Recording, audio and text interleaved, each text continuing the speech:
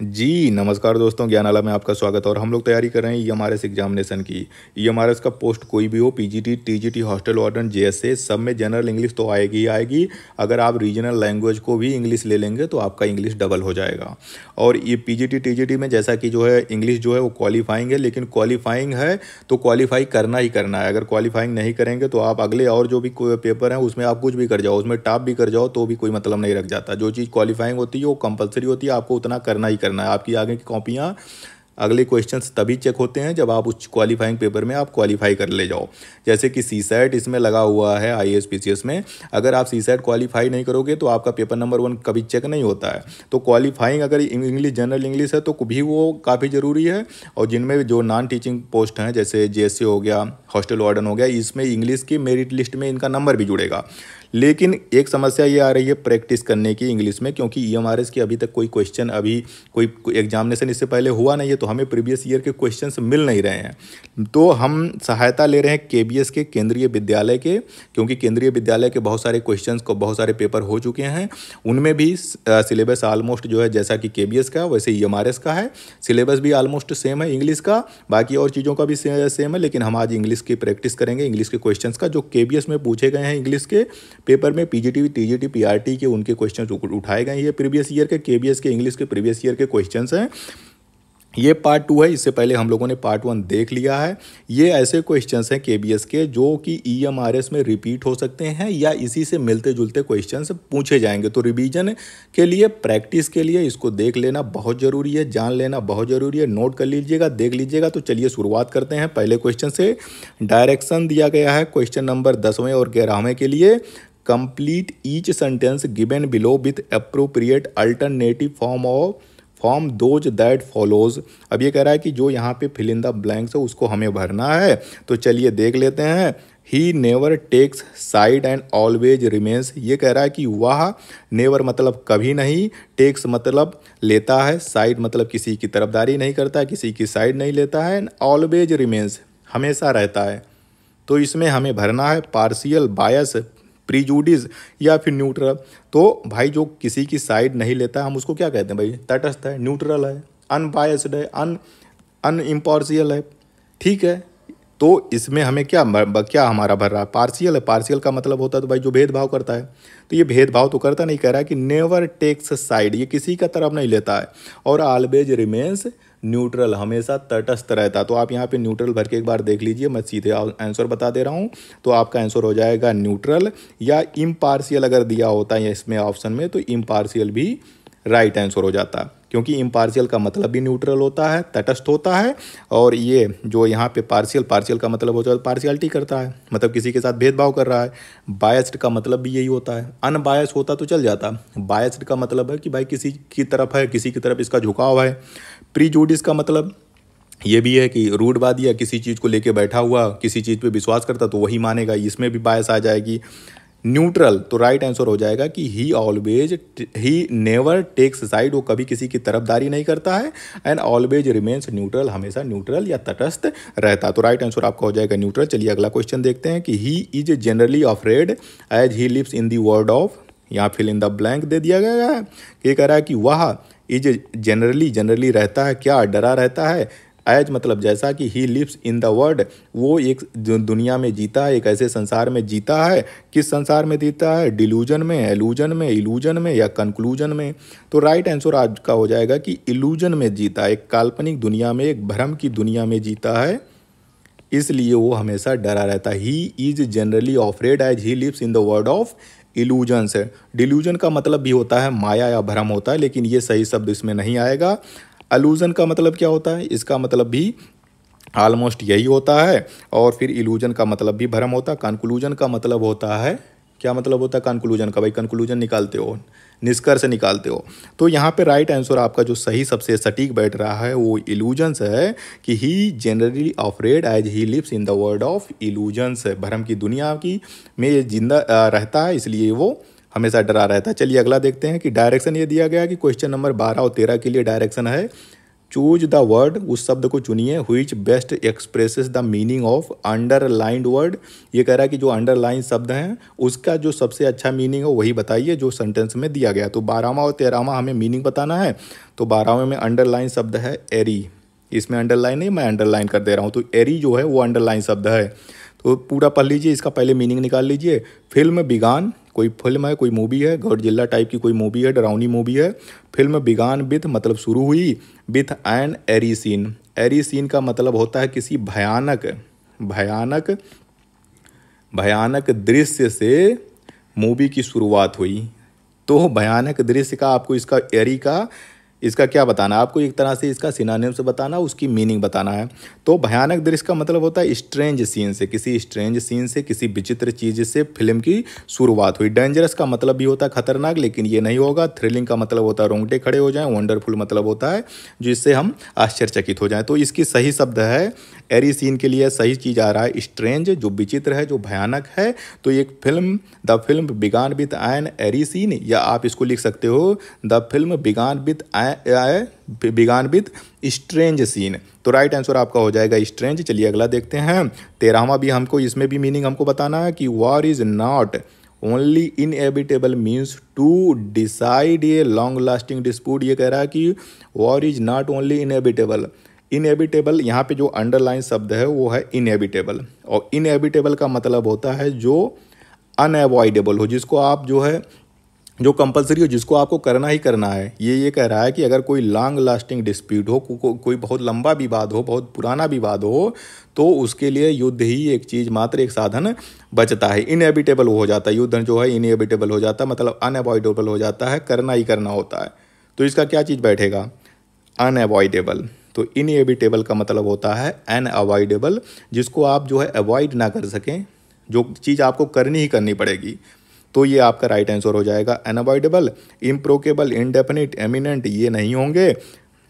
चलिए अगला क्वेश्चन हम लोग देखते हैं। डायरेक्शन यहाँ दिया गया क्वेश्चन नंबर 14 और 15 के लिए। In each of the following groups the group of words only one word has been correctly spelled. तो हमें जो है इसमें ये कह रहा है कि ये जो नीचे सेंटेंस दिए गए हैं उसमें सिर्फ मतलब जो शब्द दिए गए हैं उसमें किसी एक की स्पेलिंग सही है, बाकी सबकी स्पेलिंग गलत है। हमें स्पेलिंग चेक करना, बस यही चीज़ है। पैथेटिक का मतलब यहाँ पे दिया गया। पैथेटिक का क्या मतलब होता है, पैथेटिक का मतलब होता है दयनीय स्थिति हो गई। ठीक है, दयनीय स्थिति हो गई, बेचारा, मारा परा, इस तरह से होती है, उसके लिए यूज होता है दयनीय। तो इसमें पैथेटिक का सही शब्द क्या हो गया, यहाँ पे पढ़ लेते। पहले हम लोग एलिमिनेट कर सकते हैं कि कौन 100% गलत है। ये देखिए पाथटिक है, ये 100% गलत है। पाथाटिक है, ये भी गलत है। पेथाटिक है, ये भी गलत है। पैथेटिक होता है। तो राइट आंसर हो गया आपका क्वेश्चन नंबर, जो इसका ये ऑप्शन नंबर ये है वो राइट है, पैथेटिक, PATHETIC। चलिए अगला क्वेश्चन देखते हैं। डिसीव का दिया है। डिसीव का हमें जो है स्पेलिंग, अगर आप इसको नहीं, आपको डिसीव का मतलब पढ़ा है तो अलग ही कहीं पेपर पे लिख लीजिए। पहले लिखते हो तो सही चीज़ लिखते हो, अगर इसको देख लोगे तो थोड़ा सा कंफ्यूज आदमी हो जाता है कि पहले आई आएगा, पहले ई आएगा। डिसीव में, डिसीव का मतलब होता है धोखा देना। तो डिसीव अगर आप इसको देख के लगाओगे, इसके ऑप्शन को देख के लगाओगे, हो सकता है आप धोखा कर जाओगे। आप इसमें धोखा कर जाओगे कि पहले ई आता है कि पहले आई आता है।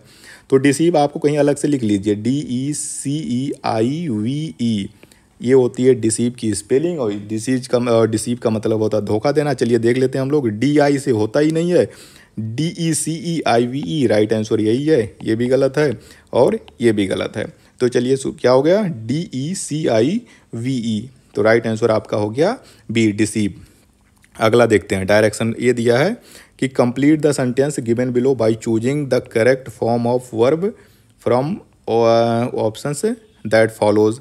यहाँ पे दे रहा है कि यहाँ पे भी आपको जो है फिल इन द ब्लैंक दिया है। आपको जो करेक्ट चीज़ लग रही है, करेक्ट फॉर्म लग रहा है वर्ब का, वर्ब की करेक्ट फॉर्म पूछा जा रहा है कि जो चीज़ आप आएगी उसको इसमें भर दीजिए। ये कह रहा है कि जिम केम स्टरडे। जिम कोई व्यक्ति है, वो केम मतलब आया था, स्टरडे मतलब कल। I do not know whether he today, मतलब मैं नहीं जानता वेदर की ही क्या आज आएगा कि नहीं आएगा, यही पूछ रहा है। कि कल तो जिम आया था, लेकिन आज वो आएगा ये मुझे नहीं पता, आज आएगा कि नहीं आएगा मैं नहीं जानता। तो क्या हो जाएगा, he will come, he will have come, he will be coming, shall come या केम। तो इसमें हो जाएगा विल बी कमिंग। यहाँ पे आप इसको रख दीजिए, एक बार जो है फिल इन दी ब्लैंक में रख दीजिए will be coming, will be coming. तो ये पूछ रहा है कि जिम केम यस्टरडे, जिम केम मतलब जिम जो है कल आया था, लेकिन आई डू नॉट नो, मैं अब नहीं जानता, वेदर की ही विल बी कमिंग टूडे, कि वह आज आ रहा है, ये मैं नहीं जानता। आ रहा है, अभी आया नहीं है, ठीक, तो क्या होगा, फ्यूचर टेंस में होगा, भाई आज आ रहा है कि नहीं आ रहा है, तो मैं नहीं जानता कि वो आज आ रहा है कि नहीं आ रहा है, तो राइट आंसर हो जाएगा विल बी कमिंग। चलिए अगला देख लेते हैं। डायरेक्शन ये दिया गया, complete the sentence given below by using the correct form of the verb. यहाँ पे भी पूछ रहा है कि वर्ब की फॉर्म आपको भरनी है from the options that follows. I do not, यहाँ पे क्वेश्चन नंबर ये दिया है, क्वेश्चन ये है कि I do not bother much about money, मैं पैसे के लिए ज़्यादा परेशान नहीं रहता। गलत बात है, झूठी बात बोल रहा है, चलिए लेकिन जो बोल रहा है मान लेते हैं कि आई मतलब मैं, डू नॉट मतलब नहीं, बोदर मतलब मैं परेशान, मैं पीछे नहीं भागता, किसके, मच बहुत ज़्यादा, किसके, पैसे के पीछे, मैं बहुत ज़्यादा पैसे के पीछे नहीं भागता। आई about it all my life, अब यहाँ पे क्वेश्चन दे दिया गया, फिल इन द ब्लैंक दिया गया कि आई about it all my life, तो क्या हो जाएगा, चलिए देख लीजिए। आई डोंट बोदर, यहाँ पे भरना I don't bother about it all my life, I bothered about it my life, I will ever bother my about, I have never bothered, तो आपका राइट आंसर हो जाएगा ये। क्यों, ये कह रहा है कि ना I do not bother much about money, ये कह रहा है कि मैं बहुत ज़्यादा पैसे के लिए परेशान नहीं होता हूँ। क्यों, क्योंकि आई have never, I have never, मैंने कभी नहीं, बोदर्ड मैं कभी नहीं परेशान हुआ, about it all my life, पूरे जीवन में मैं कभी इसके लिए परेशान नहीं हुआ। तो राइट आंसर आपका हो जाएगा कि ये वाला चौथा ऑप्शन हो जाएगा कि I have never bothered about it all my life. चलिए अगला देखते हैं। डायरेक्शन ये दिया गया है कि choose the expression that best describe the word हुडलम।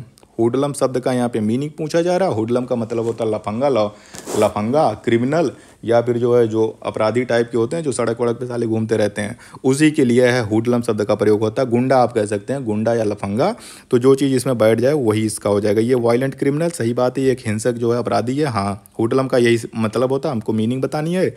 ये बेसाइड हॉकर जो सड़क के किनारे बेचने वाले होते हैं वो इसका मतलब नहीं होता है। स्टूडेंट का तो कोई मतलब नहीं है, नेबर का भी मतलब नहीं होता। हुडलम का मतलब होता है ये वायलेंट क्रिमिनल, एक जो अपराधी है, जो हिंसक अपराधी है, उसके लिए हुडलम का प्रयोग किया जाता है। चलिए डायरेक्शन ये है, identify the phrase in following sentence that may be erroneous. इसमें पूछ रहा है कि एक जो पार्ट इसमें सेंटेंस दिया गया उसमें एक पार्ट जो है कोई गलत है, उसमें जिसमें गलती है, जिसमें एरर है, उसको आप स्पॉट करिए और बताइए।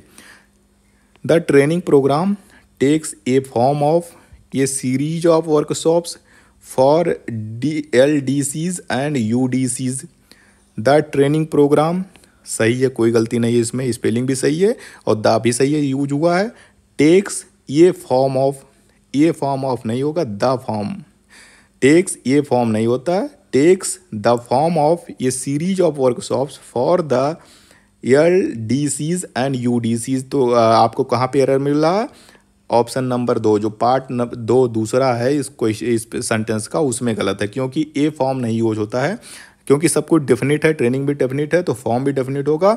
तो the training programme takes the form of, ये फॉर्म नहीं होगा, द फॉर्म ऑफ ये सीरीज ऑफ वर्कशॉप। तो जहाँ पे गलती है वो है दूसरे में। Choose the meaning that best suit the following idioms. यहाँ पे इडियम्स दिया गया है, इसकी हमें मीनिंग बतानी है। ये कह रहा है कि बी बाउंड अप विथ है, बी बाउंड अप विथ, इसका मतलब होता है बिजी। बी बाउंड अप मतलब होता है कि बहुत ज़्यादा बिजी, ठीक है, तो यही इसका मतलब है। तो जहाँ पे इसका मतलब आपको मिल जाए, be very busy or preoccupied, यही राइट आंसर इसका होगा। हम पूरा देख लेते हैं। बी ओवरहेम्ड, बी अनइन्वॉल्व, किसी चीज़ में इन्वॉल्व भी नहीं हो रहे हैं। Be tied to something for long, किसी चीज़ से लंबे समय के लिए बंध जाना, ये भी इसका राइट आंसर नहीं है। बी बाउंड अप विथ मतलब होता है कि आप जो है बहुत ज़्यादा, जब कोई आदमी बिजी हो जाता है। प्री ऑक्यूपाइड का मतलब ये होता है पहले से घिरा हुआ है, पहले से ही ऑक्यूपाइड है, पहले से भरा पड़ा है, उसके लिए प्रयोग किया जाता है बी बाउंड अप विथ, मतलब भाई पहले से बिजी हूँ। चलिए अगला देख लेते हैं। डायरेक्शन ये है, choose the word most nearly opposite in meaning of given word. अब अपोजिट पूछा जा रहा है, बिलोंग पूछा जा रहा है, तो अपोजिट को अंडरलाइन कर दीजिए। चलिए देख लेते हैं डस्की का क्या मतलब होता है। डस्की का मतलब होता है अंधेरा वैसे, ठीक है, अंधेरा होता है या काला हो गया, शाम का समय हो गया, इसके लिए यूज होता है डस्की। वाइल्ड का मतलब होता है जंगली, ब्राइट का मतलब होता है चमकीला, नियर का मतलब होता है पास, शार्प का मतलब होता है तेज। तो डस्की जहाँ अंधेरा है तो उसमें क्या है, उजाला है, यानी ब्राइट है। तो ब्राइट का मतलब होता है उजाला या चमकीला, तो डस्की का अपोजिट शब्द हो गया ब्राइट। चलिए अगला डायरेक्शन ये दिया है कि improve the underlined phrase if necessary with the help of given option. ये कह रहा है कि जो अंडरलाइन फ्रेज है उसको आप सही करिए अगर ज़रूरत है तो। ये कह रहा है कि George was laid to a rest beside his parents. ये कह रहा है कि जॉर्ज जो एक आदमी है, वाज मतलब था, लेड मतलब लेट गया, टू रेस्ट के लिए, आराम करने के लिए, बिसाइड मतलब बगल में, हिज पेरेंट्स मतलब अपने माता पिता, अपने परिवार, अपने माता पिता के साथ लेट गया। लेकिन आप इसको ध्यान से देखोगे, अंडरलाइन पोर्शन आपका जो है वो ये वाला हिस्सा है, ए रेस्ट। तो ए रेस्ट नहीं होता भाई, कहीं ए रेस्ट सुने हो? एक रेस्ट क्या होता है? A rest, an rest, the rest, ऐसा थोड़ी ना होता, खाली रेस्ट होता है। तो इसको आप ए हटा दीजिए, आपका सब कुछ सही हो जाएगा। तो ही लेड टू रेस्ट, बस इसको आप सही कर दीजिए और कुछ नहीं इसमें करना है। George was laid to rest beside his parents, a rest कभी नहीं होता है, आप ए हटा दीजिए, आपका सारा सेंटेंस सही हो जाएगा, लेड टू रेस्ट। ठीक है, चलिए अगला देखते हैं। डायरेक्शन यहाँ दिया है, choose the expression that best describes the word fallible. ठीक है, फैलिएबल का जो है हमें मतलब बताना, फैलिएबल का क्या मतलब होता है पीछे देख लीजिए, क्योंकि यहाँ डायरेक्शन हमें यही दिया गया है कि choose the expression that best describe the word fallible. Fallible का मतलब बताना है। चलिए हम लोग पढ़ लेते हैं फैलिएबल का क्या मतलब होता है। Able to stitch pieces together, कपड़े सिलने का इसका कोई मतलब नहीं होता है। That which can be failed easily, जो आसानी से गिर जाए, इसका भी कोई मतलब नहीं है। Apt to make mistakes or go wrong, ठीक है। एक है एबल टू कॉन्कैक्ट स्टोरी। तो राइट आंसर फैलिएबल का मतलब होता है जिसमें कोई गलती हो सके या गलत हो सकता है। तो फैलिएबल का मतलब होता है जिसमें कोई मिस्टेक हो सकते, ऑप टू मेक मिस्टेक्स या गो रॉन्ग, कोई भी चीज़ फैलिएबल हो सकती है, गलत हो सकता है। तो जहाँ पे भी मिस्टेक होने की संभावना हो, गलती होने की संभावना हो, उसके लिए फैलिएबल का प्रयोग किया जाता है। चलिए अगला देखते हैं। डायरेक्शन ये दिया गया है कि out of the given alternatives choose the one which best expresses the meaning of underline word. अब यहाँ पे भी अंडरलाइन जो है वर्ड पूछ रहा है, तो अंडरलाइन वर्ड इसमें कौन सा है? इविक्टेड। ठीक है, मैं इसको अंडरलाइन कर दे रहा हूँ। इविक्टेड का हमें मतलब बताना, उसकी मीनिंग बताना और कुछ नहीं करना। तो पूरा एक बार सेंटेंस पढ़ लीजिए, अभी अपने आप मीनिंग क्लियर हो जाएगा। ए नंबर ऑफ टेनेंट्स मतलब होते हैं किराएदार, टेनेंट्स, ये नंबर ऑफ टेनेंट्स का किराएदार या फिर किसान। ये नंबर ऑफ टेनेंट्स हैं जो खेत में काम करते हैं, वो हो सकते हैं, या किराएदार हो सकते हैं, हम किराएदार ही मान लेते हैं। चलिए देखते हैं। नंबर ऑफ टेनेंट्स मतलब किराएदार, हैव बीन मतलब किए जा चुके हैं, इविक्टेड मतलब क्या? इविक्टेड का मतलब भी हमें नहीं पता, छोड़ देते हैं। Evicted for not paying the rent. ये कह रहा है कि जो किराएदार हैं, नंबर ऑफ किराएदार मतलब कई संख्या में हैं, तो नंबर ऑफ टेनेंट्स यानी किराएदार, have been for not paying rent यानी जिन्होंने रेंट पे नहीं किया है, जिन्होंने रेंट का भुगतान नहीं किया है, उनको क्या कर दिया गया? इविक्ट कर दिया गया। तो इविक्ट का मतलब क्या निकल रहा है? इविक्ट का मतलब भाई निकाल फेंक दिया। भाई किसी के घर में आप किराए पर रह रहे हो और अगर रेंट नहीं पे करोगे तो जाहिर सी बात है 1 महीना 2 महीना रुकेगा, उसके बाद आपको निकाल ही देगा। आप चाहे आप यहाँ पे मुखर्जी नगर में रह रहे हो, इलाहाबाद में रह रहे हो, पटनम रह रहे हो, या भोपाल में रहे हो, या जयपुर में पढ़ रहे हो, कोटम पढ़ रहे हो, अगर हम पैसा नहीं दोगे तो आपको निकाल देगा। तो इविक्टेड का मतलब होता है निकालना। तो जहाँ पे भी यहाँ पे निकालना निकले वो तो निकाल दो। एक्सक्यूज तो चलिए नहीं चलेगा भाई, आपको क्षमा थोड़ी ना देगा, पैसा लेगा। सेंट आउट भेज दिया, भेजने का कोई मतलब नहीं है। सेंट थ्रोन आउट उठा के फेंक दिया, इविक्टेड का मतलब हो गया थ्रोन आउट, उठा के आपका फेंक दिया। पर्डन्ड मतलब माफ़ कर दिया, माफ़ क्यों करेगा भाई, पैसा लेगा, माफ़ क्यों करेगा। तो इविक्टेड का मतलब हो गया थ्रोन आउट। ये नंबर ऑफ टेनेंट्स, एक नंबर ऑफ मतलब बहुत सारे, टेनेंट्स किराएदार को हैव बीन इविक्टेड मतलब थ्रोन आउट उठा के फेंक दिया गया, for not paying rent rent पे करने के कारण, नहीं पे करने के कारण। डायरेक्शन दिया गया क्वेश्चन नंबर 1 और 2 के लिए। Each of the following idioms is followed by 4 meanings of which one is correct, choose the correct one. ये कह रहा है कि जो इडियम्स दिए गए हैं उसकी हमें मीनिंग बतानी है। तो चलिए देख लेते हैं। टू पुल स्ट्रिंग्स, स्ट्रिंग खींचना, रस्सी खींच लीजिए। ठीक है, तो इसका क्या मतलब होता है? इडियम सही एक तरह का फ्रेज है। टू पुल स्ट्रिंग, स्ट्रिंग खींचना, रस्सी खींच लेना किसी की। तो इसका क्या मतलब हो जाएगा? To tighten up, tighten up कोई मतलब टाइट कर दोगे, रस्सी खींचने का मतलब टाइट करना यहाँ पे नहीं होता है। To manipulate, to become alert हो जाना। To act as a mediator, मध्यस्थ की भूमिका निभाना। तो to pull up, to pull string का मतलब होता है मैनिपुलेट करना, मतलब किसी चीज़ को प्राप्त करने के लिए, किसी से कोई चीज़ लेने के लिए अपने प्रभाव का प्रयोग किया जाता है। अपने स्ट्रिंग करना मतलब ये कि भाई एक एक खींच लो, जितना भी आपका प्रभाव हो। तो इसका मतलब होता है टू पुल स्ट्रिंग का मतलब होता है टू मैनिपुलेट, किसी भी चीज़ को प्राप्त करने के लिए आप मैनिपुलेट करते हो, आप अपने प्रभाव का, अपने बल का प्रयोग करते हो, तो उसके लिए ये यूज होता है। तो चलिए अगला देखते हैं। To look down upon, to look down upon, इसका क्या मतलब होता है इस फ्रेज का?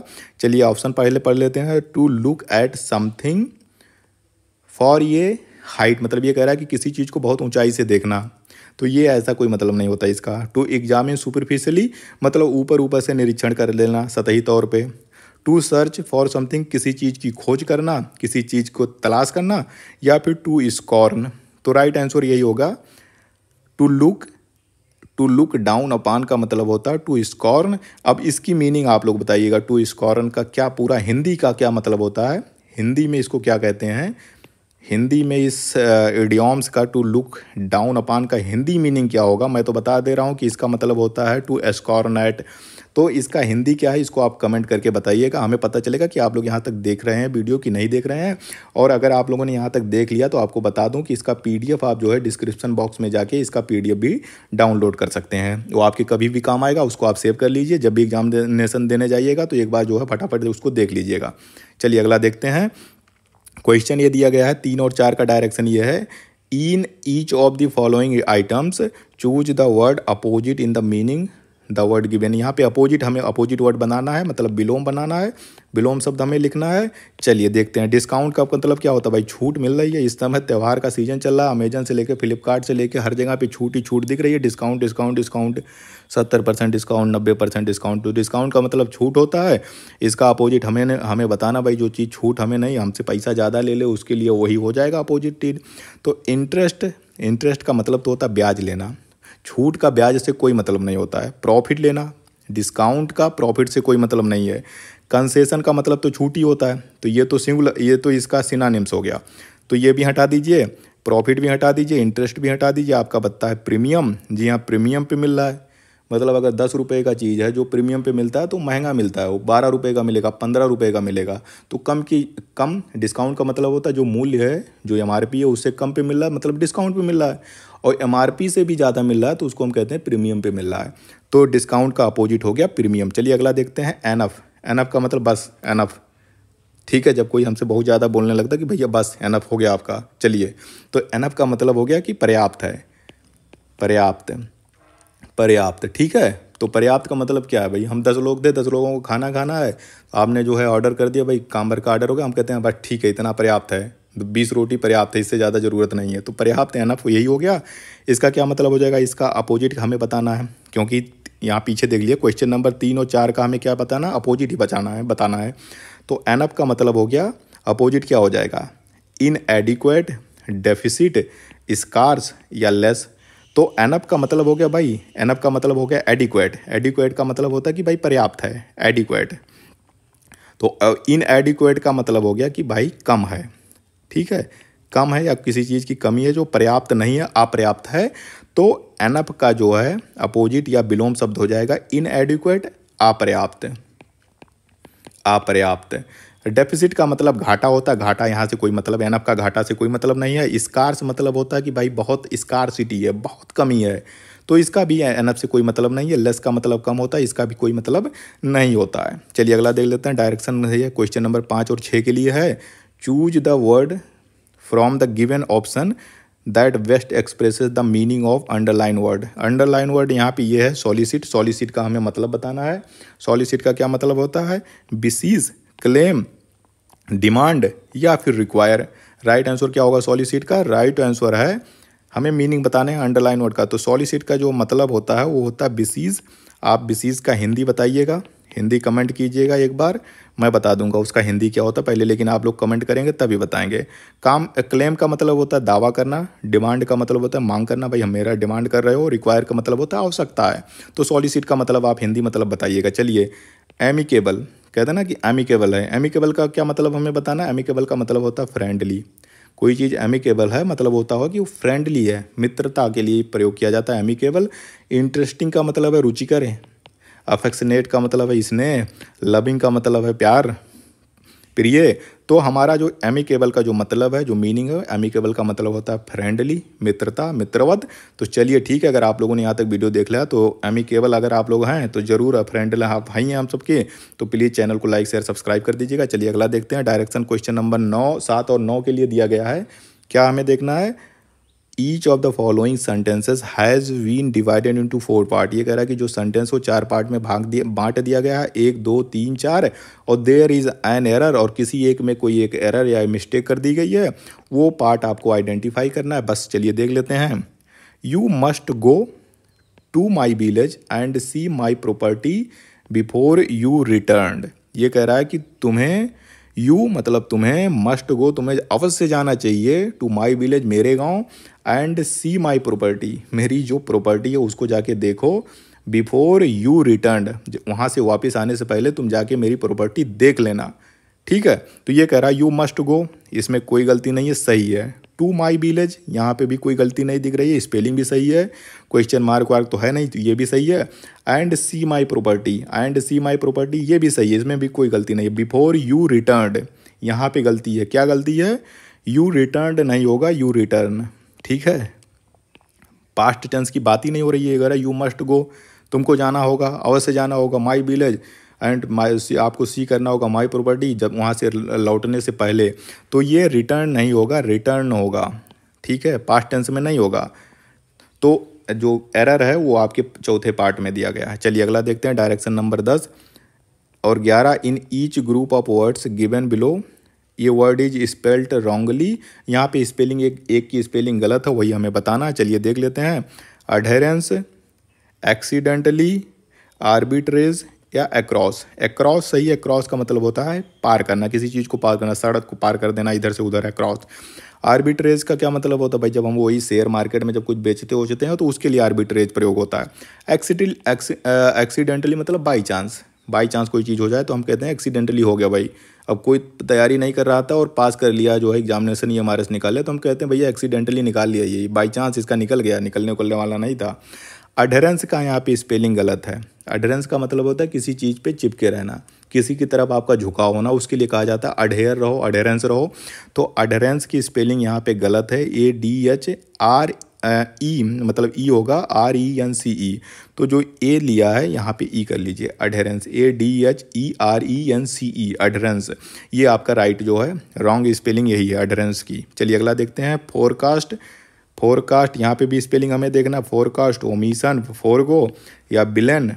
विलेन आप जानते हैं जो निगेटिव रोल करता है मूवीज़ में या किसी जो है सिनेमा में या किसी उपन्यास में, उसको विलेन कहते हैं। फोरगो, समय से पहले कोई चीज़ पहुंच जाए तो उसको हम कहते हैं फोरगो।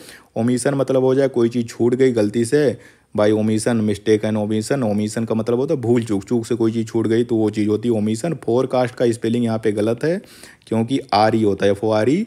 फोरकास्ट मतलब क्या होता है? भविष्यवाणी करना, जैसे वेदर फोरकास्ट होता है ना, भविष्यवाणी की जाती है। तो फोरकास्ट में ई यहाँ पे छूट गया, तो स्पेलिंग इसी की गलत है, तो राइट आंसर आपका ये हो जाएगा।